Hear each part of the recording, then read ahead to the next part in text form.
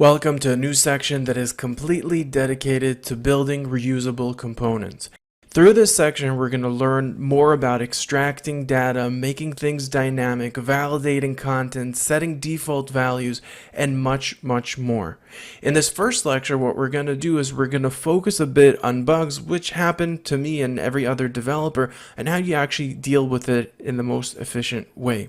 So we're going to talk about validating your JSX, and we're going to talk about in general, how do you deal with errors in React. Alrighty, let's continue. So we really just have a few more sections left to create, really starting with the footer. So I already went ahead and selected the footer. Go ahead and do the same. And I'm going to copy that out and cut that out more accurately and create a new file. We're going to call it footer.js. Save it inside of our components folder, and let's go ahead and paste that in. And just as always, I'm going to go ahead and change our class references by searching. First, let's word wrap, and then I'm going to search and replace every instance of class with class name. Replace all. Beautiful. Now next, again, as always, I'm going to double check and confirm that everything here is self-enclosed. And it looks quite good, actually. Just that one HR that I had to change. Beautiful. So let's copy that, save that. Oh, you know what? Let's again go to one of our components. How about we'll go to our header, and I'm just going to copy everything here. Go to our footer and set our return. Close our render, close our class, grab our footer, and paste it right in. Alrighty, this is almost automated, this process. It's so easy. Now, the one thing that isn't easy is really, well, not necessarily not easy, is your goal is to create classes that are a lot deeper than just the classes we've created right now.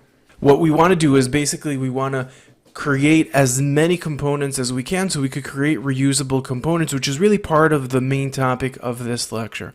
Now, when we're talking about reusable components, let's first of all, if we have all of our model data inside of our component, well, by nature, our component is not reusable. True? True. So for us to create a reusable component, and even let's say that this element here is a reusable, but really we would create probably even every content in this LI as a reusable item. Create another component around it. But for now, just for the sake and purpose of our presentation, you could say, what I want to do is I'm going to create here just quickly a module, and let's make it as a let model. And let's just try to create the data structure that is in existence inside of here. So first of all, when we're looking at it, we have a container and it has a, oh, you know what, let's even do something better. Let's take a deep look at our footer visually and see what is the construct of that footer. So let's go ahead and create that footer. I'm going to save it, go into our client folder, and in our client I'm going to go ahead and load up our footer from footer. And let's just double check that our footer is called footer and it's exporting as the default. Beautiful, all is good. So let's go, and instead of rendering all of this beauty, I'm just going to go ahead, take it outside, comment it out because we're going to need it a little bit later. And let's, instead of that, send in our footer.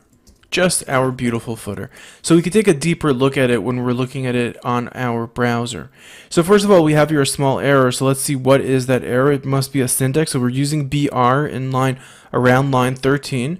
So let's search for that BR around line 13. Here we go. And let's give it another shot. And we still have another one. So let's see, what's the next one? In our error here, parse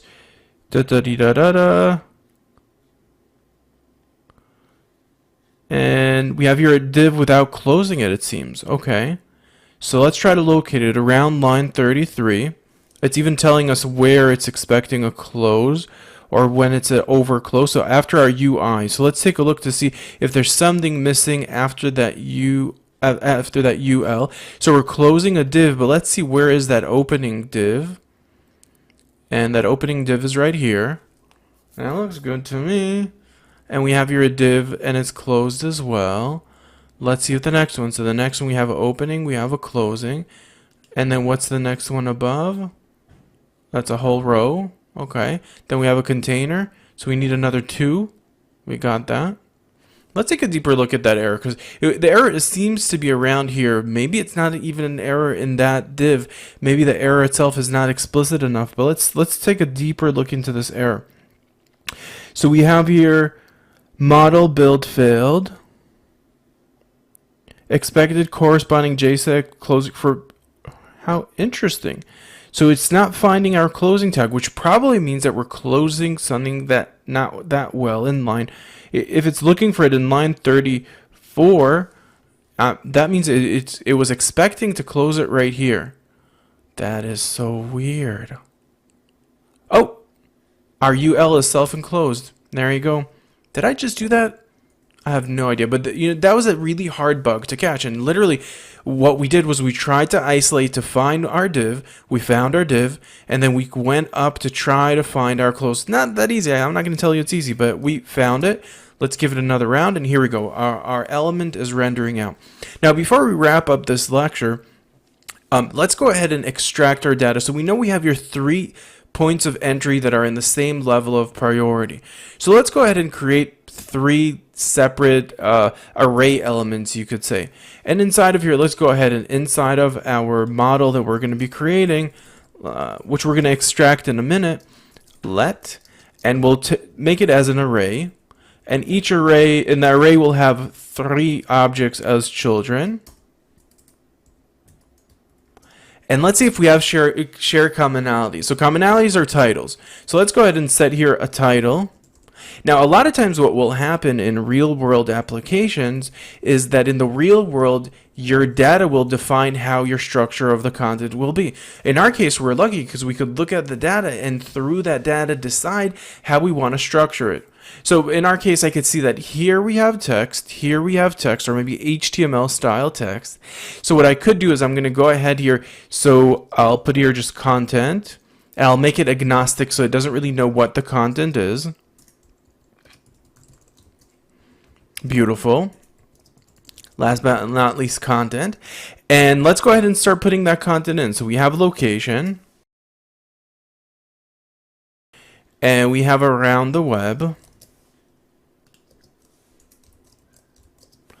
And we have about freelancer.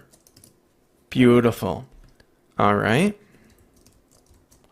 Now we have also our content, and as we said in our content, we have 2 different types of content. We have a string-based content, supposedly, and we have an HTML, and we have you could see a deeper level type of content.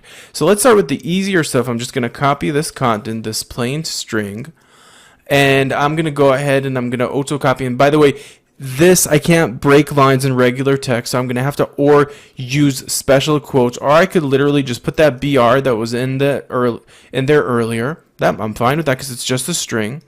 And I'm going to go ahead and also for this freelancer bootstrap element, and I'm going to go ahead and put that content in, and imagine that, let's say we put the link in here as well. So this could be any HTML. While this would probably be an array of links, and if we take a deeper look into these structures, we'll see that we have links, but they're not really established. And then the only difference between each item, they're all social elements, but the only difference between those elements are that fa Facebook, fa Google+, fa Twitter, fa LinkedIn, fa Dribble. So what I'm going to do is, again, I'm going to create here an array. And in this array, let's just put here basically maybe like an object, and one will be a key. Or really the name here is, let's do one as a URL. And in our case, they're all really the same URL currently, but let's set that up. And the next will be class name. How about class name? Although class name, no. Let's just give it a key. That was a good choice in the beginning. Okay, so now what I'm going to do is I'm going to go to each of these Facebook, and I'm just going to take those unique stuff. So I'm going to do that right now. And we're going to speed it, so you're going to see me doing it really quickly. And in the next lecture, we're going to continue through the process of actually weaving this information, this module. First, we're going to extract it into our client, and then we're going to weave that information into our class. In this lecture, our focus was errors, but it really leads us to our main topic, which is reusability. In the next lecture, we're going to move our attention into extracting our model data from the view.